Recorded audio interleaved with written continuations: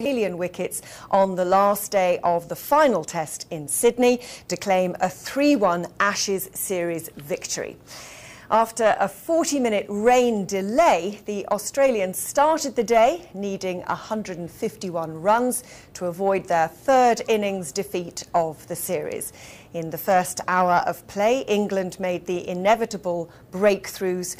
First, Graham Swann claimed the wicket of Siddle for 43 runs. James Anderson then saw off Hilvenfuss for just 7 runs. The Australian all-rounder Stephen Smith did provide some resistance, getting to his half-century as his team collapsed. And when the final wicket fell, England concluded the series with a win by an innings and 83 runs.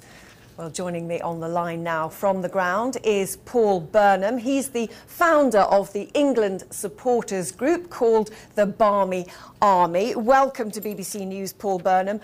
Your reaction? You must be overjoyed.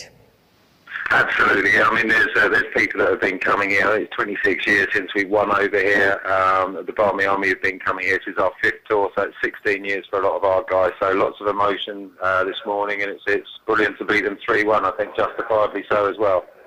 And you followed all the series matches, presumably. Did you have any idea that it would end as happily as this for England? Yeah, really. To be honest, right from Brisbane, I thought the England team, have looked the real deal since they arrived over here. There was a setback for Perth, where Australia came out fighting, but you expect them to do that at some stage during a long series like this. But from day one in Melbourne, as we've called the Boxing Day Massacre, we've been on top since then and taking it justifiably so, 3-1. You say justifiably. You're obviously impressed by England team playing and the captaincy of Andrew Strauss.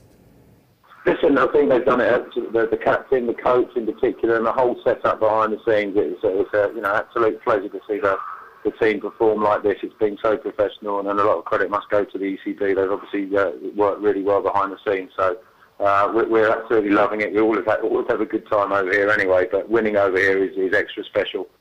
And credit, presumably, to the support of you and your Barmy Army. That must have helped the team.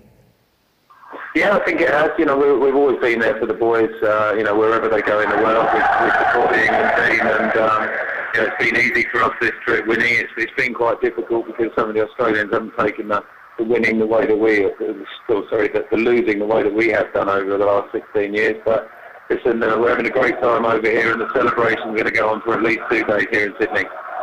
Yeah, what have you got planned? Well, to be honest, nothing planned. It would just be there's about 25,000 people here. So as we leave the stadium, it would just we will get ourselves down to the main bars in Sydney and start celebrating and have a great time. Are you going to join in this famous sprinkler dance? The sprinkler dance is going on already as we speak. I'm actually hidden in the last cubicle at the moment. It's the only place I can hear you, but I can hear the dancing and everything else is going on as we speak. So, our boys have all been practising that, and there'll be plenty of that going on all day and all night. Just tell us what were some special moments for you over the series. I think the real big one was the Boxing Day Massacre, as I said we call it. It's simply because Australia fought back in Perth. There it got to 1-0, and the old Australia came out. The media and the people there started giving us quite a lot of stick and saying, this Australian side is a lot better than we thought, and you probably can never seal the deal, etc., etc. So to come out and play the way we did on Boxing Day, to bowl them out for under 100 and then go well past their score for no wickets, that was an unbelievable achievement and the turning point of the whole tour. And that was the big highlight, really, by a distance. There's lots of other individual things. Ali Cook's been unbelievable all tour, and there was a lot of doubt about him, not within our ranks, I might add, a lot of Essex boys over here. But the big turning point and the big moment of the series was Boxing Day, without a doubt. Are you hoping, Paul, that some new people have been converted to the game now? Absolutely. I would say that Test cricket is, 2020 is great. It gets people interested, but this is the real stuff. Our boys, this is the only thing we go to travel to watch. There won't be anybody watching the one-day series. We'll have a few go out to the World Cup because it's a World Cup out in India in February. But the next thing we're looking forward to is the next Test series away, where we can all travel away and watch it together in the stands and get behind the team, because Test cricket is certainly not dead, not amongst our ranks. You mentioned the Cricket World Cup there in the next few months. You're hoping, presumably, that England will go on now. They're on a winning streak to challenge South Africa and India.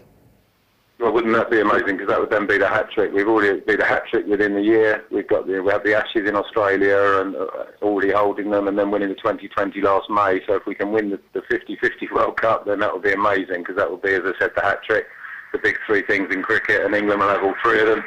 And then we can strive forward to try and be #1 in the world this summer when we've got India and Sri Lanka. So it's great times for England and a great time to come and watch cricket. So and even with Collingwood going, I think there's plenty of people that can take his place, although he's been absolutely brilliant.